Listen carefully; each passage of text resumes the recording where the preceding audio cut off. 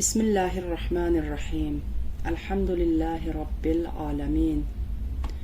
Vessalatu vesselamu ala seyyidina ve nebiyyina Muhammed ve alihi tahirin. Vel'an a'da'ahum ecma'in minel an ila qiyami yevmiddin. Rabbi şrahli sadri ve yessirli emri ve hlul uqdeten min lisani yefkahu kavli. Hasbunallah ve ni'mel vekil. Ni'mal mevla ve ni'mal nasir. Esselamu alel mehdi ellezî yemla'ul arda adlen ve qista kema mula'at zulmen ve cevra. Esselamu aleyk ya bakiyetallah ve rahmetullahi ve berekatuh. Bugün işleyeceğimiz ayet Bakara suresinin 88. ayetidir.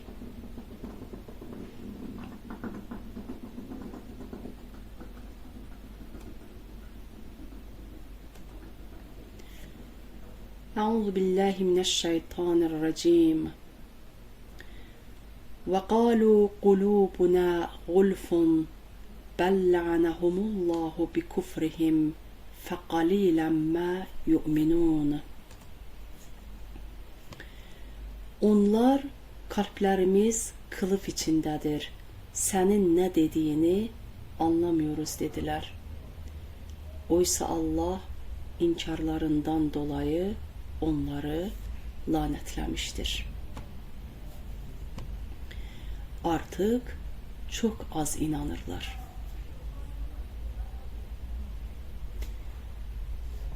Bu ayet önceki peygamberleri yalanlayan veya öldüren Yahudiler hakkında olabileceği gibi peygamberin çağdaşı olan ve sözlerine karşı inatçı ve katı bir tutum sergileyen Yahudiler hakkında da olabilir.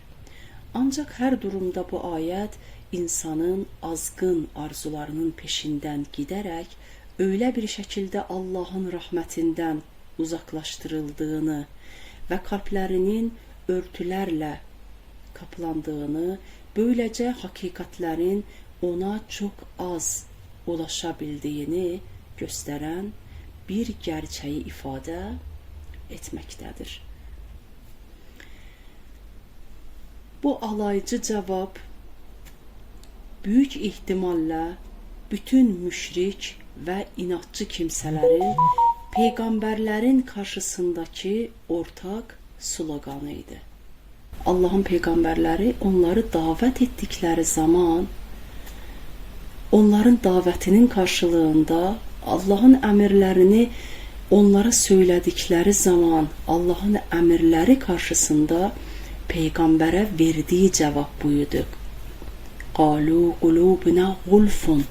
Kalplerimiz kılıf içindedir. Örtülüdür, kapalıdır. Senin ne dediğini anlayamıyoruz. Nitekim bir kısım Hazreti Şuayb aleyhisselama cevap olarak şöyle demişlerdi. Hud suresinin 91. ayetinde قَالُوا يَا شُعَيْبُ مَا نَفْقَهُ كَثِيرًا مِمَّا تَقُولُ. Ey Şuayb, biz senin söylediklerinin çoğunu anlamıyoruz. Ve قَالُوا قُلُوبُنَا غُلْفٌ. Kalplerimiz kılıf içindedir. Yani kalplerimiz perdeyle kapalıdır. Bu nedenle bize okuduğun ve getirdiğin şeyi anlamıyor ve idrak edemiyoruz. Hakkı Teala onların bu sözünü şöyle reddetti. Bel la'anahumullahu bi kufrihim. Aksine Allah onların küfürleri sebebiyle rahmetinden kovmuştur. Bu ayet şunu ifade eder. Onların söylediği gibi değildir. Aslında onların kalpleri iman fıtratı ve hakkı kabul etmeye uygun olarak yaratılmıştır. Ancak Hakkı Teala imana dair delillerin varlığı ve peygamberin haqqaniyyətini göstərən möcüzələrin ortaya çıxmasına rağmen onları küfür və inkarları səbəbilə rəhmət, lütuf və tavfiqindən uzaqlaşdırmış, mahrum bırakmışdır. Böyləcə onlar kötü seçimləri ilə kendilərini imandan mahrum etmişlərdir. Ayetin sonunda Allahu Teala şöyle buyuruyor. فَقَلِيلًا مَا يُؤْمِنُونَ Artık onların pek azı iman eder. Yani onlardan iman edenler çok azdır. Ya da iman ettikleri şeyler hakikatin tamamına kıyasla azdır. Zira çoğundan yüz çevirmişlerdir. Bu ayet-i şərifədə bilməmiz gereken önemli konulardan biri küfrün kulun fiili olduğuna şu delillerle işare eder. Birinci delil, eğer küfrün faili Allah olsaydı onlara yani kullara isnat edilmezdi. Ama ayette küfür kullara isnat edilmiştir. İkinci delil, eğer öyle olsaydı lanete müstahak olmazlardı. Üçüncü delil, eğer Allah kullarını kafir kılsaydı neuzubillah ve ahirette de onları bu küfürleri sebebiyle azaba çaptırsaydı bu en büyük zulüm olurdu. Oysa kıyamet hakkında şöyle buyurmuştur Allahu Teala: bugün asla zulmedilmez. Yani kıyamet günü kulların amellerinin karşılığı verilirken hiç kimseye zulmedilmeyecek. Herkes iman, küfür, hayır ve şer amellerine göre karşılık görecektir. O halde şüphesiz ki küfür kulun kendi fiilidir ve bu sebeple azabı da hak ederler. Dördüncü delil, Kur'an ayetleri birbirini tasdik eder. Bu nedenle Zümer suresinin 39. ayetinde şöyle okuyoruz. وَلَا يَرْضَ لِعِبَادِهِ الْكُفْرِ O kullar için küfrü asla istemez. Ayet Allahu Teala'nın küfrü kulları için razı olmadığını ve istemediğini açıkça belirtir. Ancak kul kötü tercihiyle küfrün sebeplerini hazırlarsa Allah onu engellemez. Zira bu durumda iman zorunlu yani mecburi olur. İlahi maksat bozulur ve teklif yani sorumluluk ile çelişir. Bu yüzden Allah-u Teala küfrü engellemez ki iman ve küfür iradeye bağlı hür iradeyle olsun diye. İman da insanın hür iradesiyle kazanılır, küfür de insanın kendi hür iradesiyle kazanılır. Bu iki yolun seçiminde insan irade sahibidir. Ayetten alınan mesajlar. İnsanın bədbaxtlığına yol açan etkenler kendi elindedir. İnsanların bir kısmının ilahi lanet ve gazaba düçar olması bizzat kendi küfür ve inatlarının neticesidir. Az önce ayette okuduğumuz gibi Allah inkarlarından dolayı onları lanetlemiştir. Şimdi bu mesajın içeriği konusunda az açıklama yapalım. İnsanın bahtsızlığı, bədbaxtlığı ve perişanlığı dışarıdan gelen bir kaza değildir. Kendi elleriyle hazırladığı əkini ilə biçdiyi bir sonuçdur. İlahi adalət kişinin kəndi qalbinə və əməllərinə ayna tutar. Çoğunluqla böyle bir soruyla karşılaşabiliyoruz. Neden bütün bunlar benim başıma geldi? Her insan sıkıntı, hüzün, darlık ve manevi ıstırap anlarında neden ben diye sorar. Az önce okuduğumuz mesaj bu sorunun en temel cevabını verir. Sebep səndedir.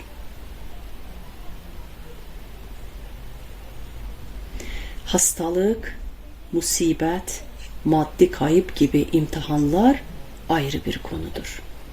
Buradaki bədbaxtlıq daha çok kalbin kararması, huzursuzluğu, ilahi rahmətten mahrum kalmanın verdiği iç sıkıntısı ve ebedi hayatı kaybetme tehlikesidir. Bütün kötülüklerin kaynağı kendi elimizdedir. Kendi elinde ifadesi çok kuvvetlidir. Buraya dikkat etmemiz lazım. İrade, tercih ve sorumluluk vurgusudur. İnsan Allah-u Teala'nın verdiği akıl, kalp ve irade gibi emanetlerle donatılmıştır. Bədbaxtlıq bu əmanətləri yanlış yerdə kullanmakla başlar. Öfkeyi kontrol etməmək, bəncilliyi yenməmək, doğruyu görüp inatla yanlışa direnmək. Bunların hepsi kendi elimizle yaptıklarımızdır. Misal, bir kişi yalan söyler, güvəni zədələr. Sonra yalnız kalır, sevilmez. Bu bədbaxtlıq dışarıdan gelmemiş, onun kendi diliyle hazırlanmıştır. Küfür ve inat ilahi lanetin ve gazabın sebebidir. Küfür, hakkı görmezden gelmek, nimeti inkar etmek, verilen hakikati reddetmektir. İnat, hakikat karşısında dikbaşlılık, egoizm, bencillik, kibir, bunların hepsine yenik düşmek. Ben demek için gerçeği bile inkara kalkışmaktır. Ayet çok net gösteriyor. Lanetin kaynağı Allah'ın keyfi bir gazabı değil.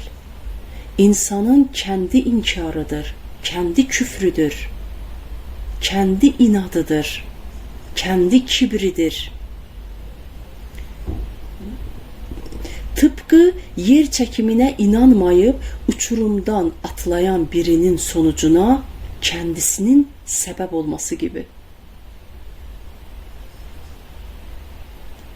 Manevi kuralları inkar edenin düşeceği manevi uçurum da kendi eyleminin sonucudur aslında. Allah'ın laneti o kişinin seçtiği yolda yapayalnız ve hidayetsiz kalması, kalbinin mühürlenmesidir. Bu bir ceza değil, bir neticedir. İnsan kendi kendini lanetli hala getirir. Bu mesaj umutsuzluk için değil, uyanış içindir.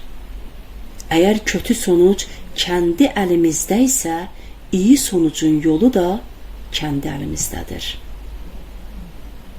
Küfrü terk edip iman, inatı terk edip teslimiyet, kötü amelleri terk edip salih amel, lanetten rahmete, bədbaxtlıqdan saadete giden yolu açar.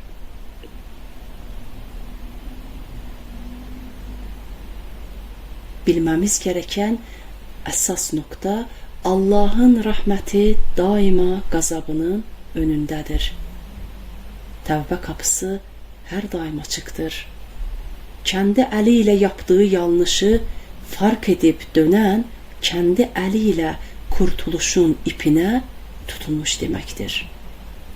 Bilmemiz gereken şu ki, bugün kendi içimize, emellerimize bir bakalım. Hangi davranışlarımız, hangi inatlarımız, hangi küçük inkarlarımız, hangi umutsuzluklarımız bizi bir iç sıkıntısına, huzursuzluğa sürüklüyor. Bədbaxtlığımızın səbəbini hep dışarıda aramayalım. Önce kendi kalbimize, amellerimize dönelim. Çünkü ıslah orada başlar. İlahi, bize kendi elimizle kendimize ettiğimiz kötülükten bir çıkış yolu göster. Bizi inat ve küfrün karanlığından iman ve teslimiyetin aydınlığına çıkar. Bizi kendi lütfunla bədbaxtlardan değil, bahtiyarlardan eyle. Amin ya Rabbel alemin.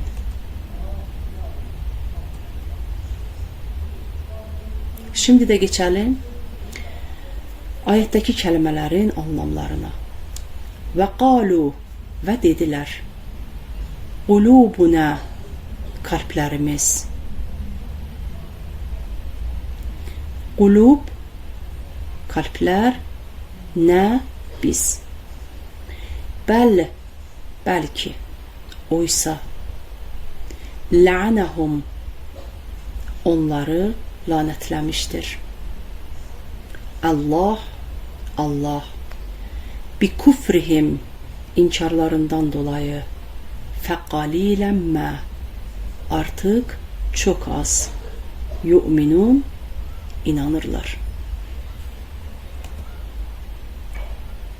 Bir daha son olarak ayeti anlamıyla beraber tekrarlayalım. Ve qalu qulubuna gulf, ve kalplerimiz kılıf içindedir dediler. Bel la'nahumullahu bi kufrihim, oysa Allah inkarlarından dolayı onları lanetlemiştir. Fekalilen ma yu'minun, artık az inanırlar.